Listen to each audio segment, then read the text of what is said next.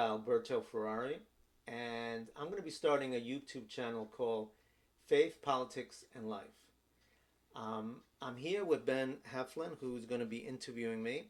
And the reason why I am doing this interview is to give you a little bit of background from where I'm coming from as far as my various experiences in business, politics, as far as ministry, and even my personal experiences growing up in New York City and in the inner city. So Ben is the perfect guy for this. Our lives parallel in many ways and experiences. Not exactly, but he's been through some of the same things I have been. So without further ado, I'm going to give it to Pastor Ben Heflin. All right. Well, it's a pleasure to be here once again to interview Mr. Alberto Ferrari. And all today's goal is to learn more about this man, what he's been through, like you said, some of his past experiences. And I believe it can really resonate with a lot of you out there that might be struggling with some of the same things that he struggled with in his past. And maybe he can help you with the knowledge and the know how to get out of those certain situations that he has now conquered. He has victory over. Praise the Lord for that. Now, first, Brother Alberto, I just want a quick background of your life, where you're from, how old were you when you came to the States, came to New York, and let's give us that little background there to start us off. I was 5 years old when I arrived in New York City, in Queens, New York. My stepfather had we he first arrived here to set up the home and to get employment, and then the whole plan was once he got established was to send for my mom and I. That's what happened. We arrived in New York, and when we came here, we didn't. My mom didn't realize that my stepfather was an alcoholic, and not only a passive alcoholic, but a raging alcoholic. He was constantly losing jobs. We were in perpetual evictions, and it was very dramatic for a 5-year old to go through that. To know that any day the marshal could come, and that's what we had in New York City. So the marshal would come and hand you a letter and say you have a certain amount of days to get out. And sometimes we would stay there to a certain point and sneak out. And that kept constantly happening. And it was just very dramatic time of my life. Now, how you said your mom didn't know your dad was an alcoholic.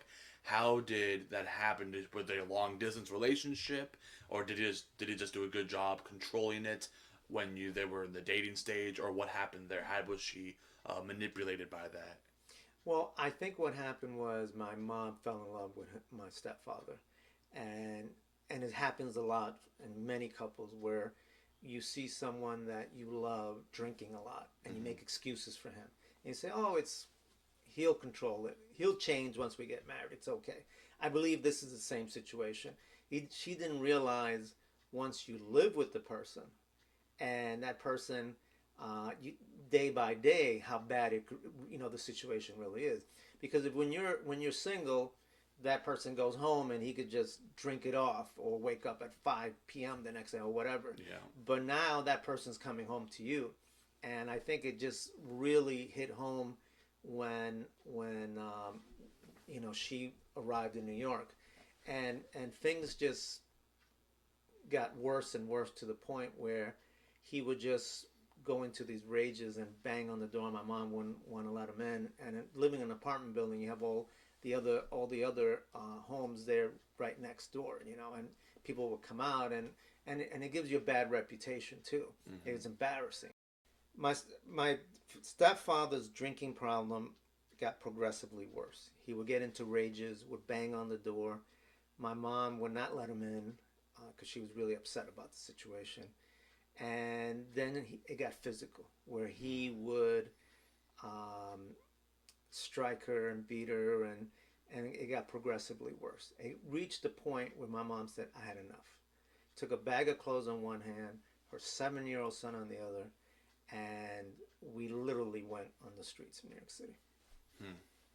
That's incredible to even fathom. Now, how did you and your mom survive living in the streets of New York City, from Lima, Peru, to New York City, now on the streets of New York City? How on earth did you and your mom manage that? Well, one of the things that I have to be very thankful for is for the superintendents in Queens. They were very merciful. They felt sorry for us. So what they did was they offered to let us sleep in the basement of these apartment buildings. And in the basements they have storage areas. In these storage areas they have furniture, and they had mattresses. Most of the mattresses there were to be thrown out. There were some that belonged to tenants, and they would let us sleep on those mattresses at night. So we would dust them off, and we had blankets. We put the blankets on, and I remember hearing little critters going through the night, mice and rats, and sometimes there were roaches and things like that. And that happened for I'm not sure how long but it was for a number of months. Mm. And so, how did y'all manage to get out of that situation? Because did y'all beg for money on the side of the street? Did y'all have the bounce back and forth from homeless shelters? What was the way that you got out of this scenario, the situation here? Well, somehow my mom communicated with my grandmother, Okay. who was in Peru. And my mom still had a little bit of money with her. It was enough to just buy food every day. We would share one sandwich, I remember this very clearly, at midday and split it. And when my grandmother arrived, um, she helped my mom find an apartment. My mom got employment hanging coats at a fancy restaurant because my mom could speak Italian. She could speak Spanish anytime. It was an Italian restaurant, and that's how we got off the streets. Okay. Well, good. Now, let me ask you this. Now, you're obviously were willing to share this portion of your life, and I think would resonate with a lot of people out there that might be struggling with the exact same situation, that might not be courageous enough to speak out. And I understand being a victim of, well, I don't understand personally, but being a victim of abuse of any sort, for a victim to speak out of that would be, I couldn't imagine how difficult that would be. Now, you have been sexually abused multiple times in your life, and to see where you are now, it's nothing short of a miracle of how hard you work to get out of this. Now, there's many people out there that might be battling with the exact same thing that you had to battle through. So, a two-part question here is, how did you deal personally with the sexual abuse in your life, and what would be your advice to people out there that might be struggling with the exact same abuse? Well, besides the homelessness, having a stepfather that was physically abusing, that's very dramatic. There's one other issue I want to bring up, and that is the fact that I had a super duper analytical brain, and that might not sound like a problem, but it really was. I didn't have a father at home to help me, to guide me, to help me. Even if I did, I think it still would have been very hard. I probably needed like a counselor to to to harness that in a good way. And what would happen is I'd be my poor mom confused about what is wrong with it, and that was the I could hear them saying this. What's wrong with Alberto? I mean, they could try to hide that from you, but something's wrong with Alberto. So I went to counselors, and most of them were saying he is above average, has above average intelligence, but we really don't know what's going on. Maybe it's your stepfather, stepfather being an alcoholic and all that. Truth of the matter was that my mind was always wandering. I'll give you a perfect example, and I remember specifically at age 10, where my mind was just wandering like crazy, and I would start thinking about what if somebody invented this or did that or worked on that, or this type of, if they changed this or did, and of all the things I ever thought, I know it's going to sound really crazy, but I thought of hundreds of things, and two of them actually happened at 10 years old. And so I felt like I was really stupid, really dumb. I wasn't doing well in school. School was boring to me. I it didn't make any. It's like, this is not a challenge, whatever. And I did terrible. And so on top of everything else, now when I was about, I think it was 4 or 5. I don't remember what age it was, but I was sexually abused by a female, which really confused me at a very young age. And then later on, when I was about 7 or 8 or 9, I don't remember the exact, I was abused by a male. And um, that really brought me to super analyze my situation where I was going, what I was going through. And I try to take all that pain and all those things and put it in a to the side. And this is pretty normal of people who have been abused. When you, especially when you're young, you take and you make an emotional ball out of it because you can't handle it.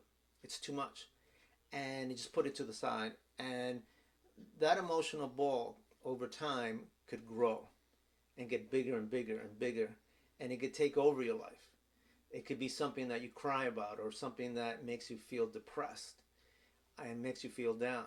So the advice I would give to anyone that's been through any kind of abuse is to talk to someone you trust, a pastor, a counselor, a psychologist, or a good friend, a trusted friend that's going to babble out to everybody. But the more you talk about it, the more you get it out of you, the more you unravel that ball and get it out. That's the best thing you could. The worst thing you could do in any kind of situation like this, any kind of pain, is just let it sit there and fester and just in over time just get bigger and bigger.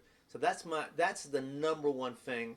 And then obviously you could take other steps where somebody is guiding you for that, and maybe one day I'll make a video about that and various steps you could take, and so that was very very very dramatic for me, but that, I think that's the best way, the first step you should take to handle that. Now, also, would you recommend if talking to your parents? Now, obviously, in your situation, your parents weren't really there.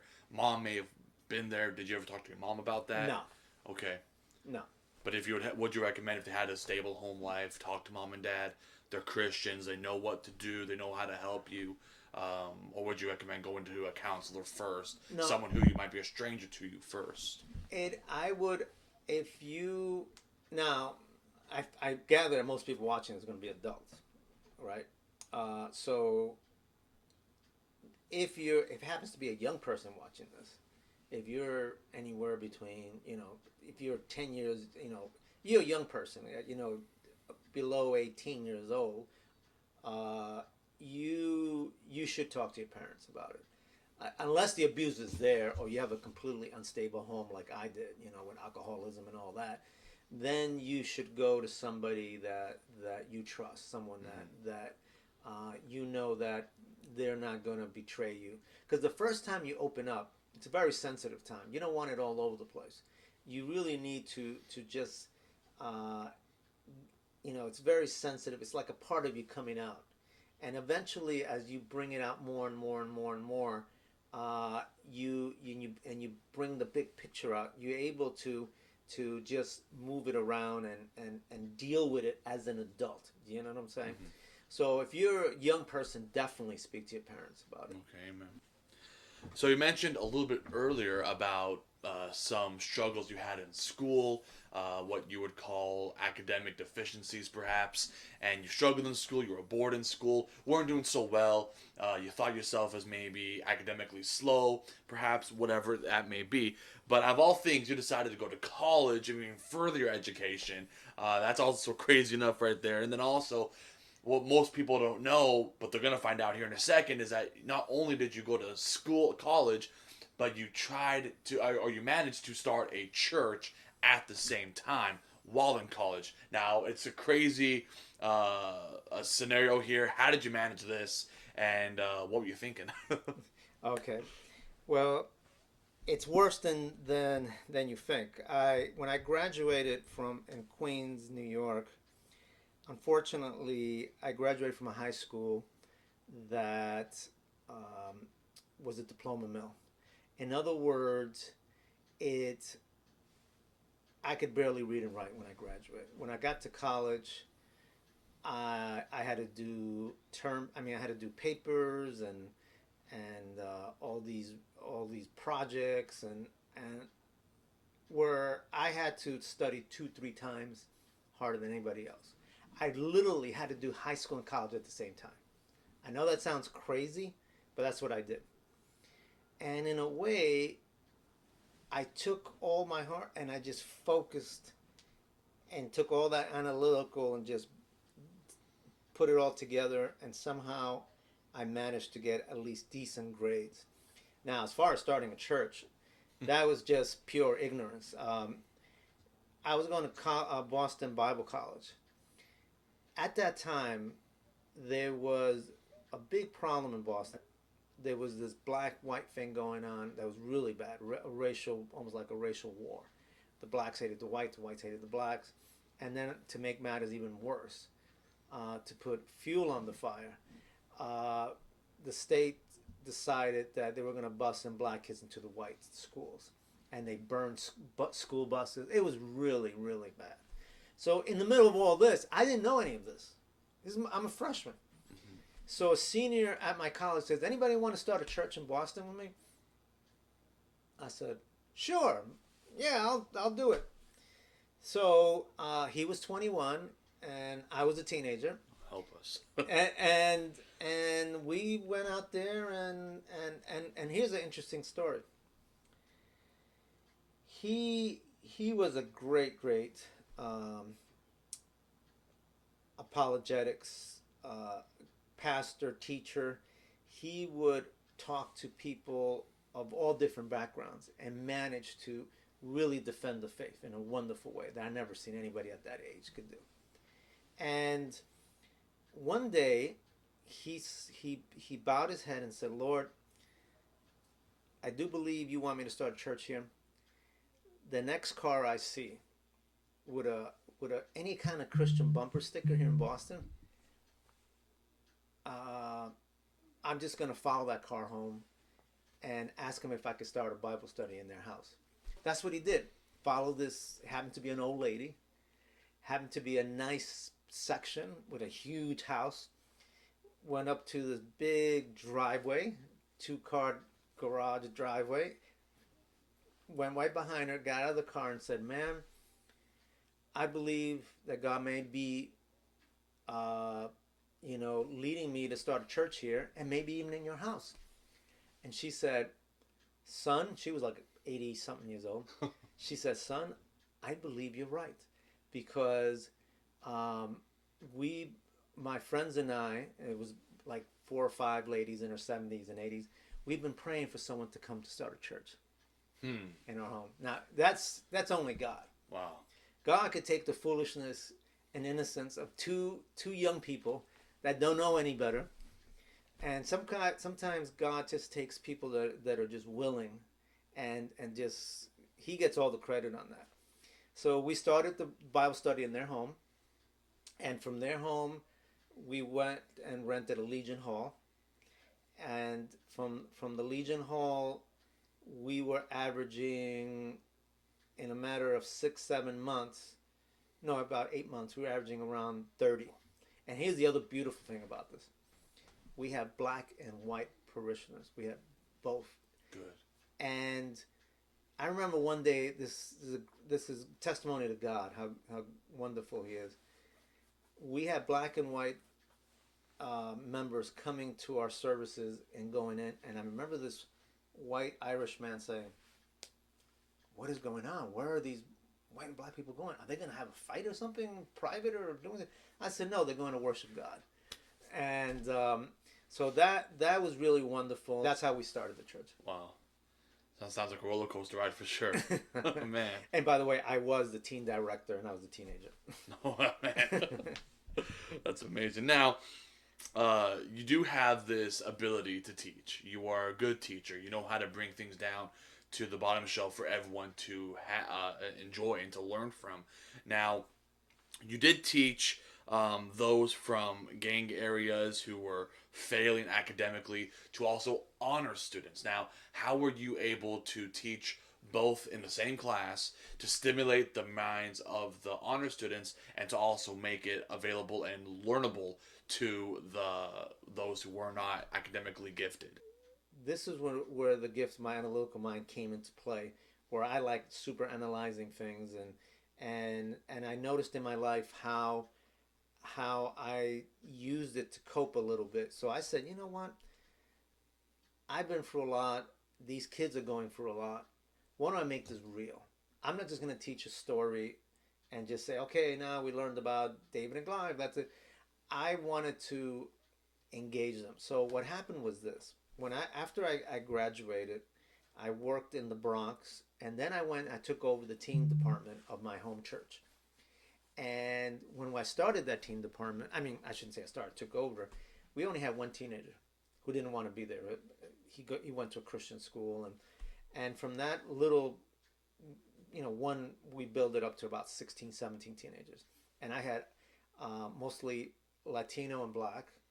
I had some couple of Chinese students, and some of my Black students came from areas that were gangs, and some of my Chinese students were like honor students.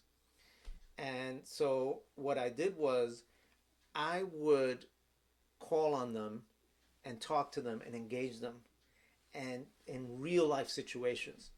I would be teaching them the Bible, but I'd be applying it in real life situation. I didn't know then what I was doing. I was actually preparing them for teaching them apologetics, how to answer, how to talk, how to defend, why you believe this. Mm-hmm. Not just, okay, here it is, the lesson, okay, everybody go home. Why you believe this. And I give God the glory on this. I talked to a number of my guys, my teenagers, they call me. All of them are still walking with the Lord. Oh. They're still really doing great things for God. And that is because I just didn't give them a lesson. And I remember telling Pastor McCardle that, and that was the pastor of my church in New York City. And by the way, I have to give Pastor McCardle a lot of credit. Now, Pastor McCardle was a great man of God. Among other pastors at the time, in the tri-state area, that'd be New York, Connecticut, New Jersey, he would be known as the pastor. That's how much respect they had for him. You say the pastor, that's Pastor McCardle. Of all the men I've met, and I met many pastors and throughout my life, of any individual, forget pastors, any person in my life I ever met, I would say he's the person that most reflected Jesus Christ. He's the closest person I could say that was to Jesus Christ. And he was just a great man. And so he taught me a lot. He was studying to be a doctor, and his wife studying to be an opera singer. She was going to be an opera singer. Mm-hmm. And they left all of that, put it behind them to serve God. And so all these factors I'm putting all together, God orchestrated all this for the teaching and preaching.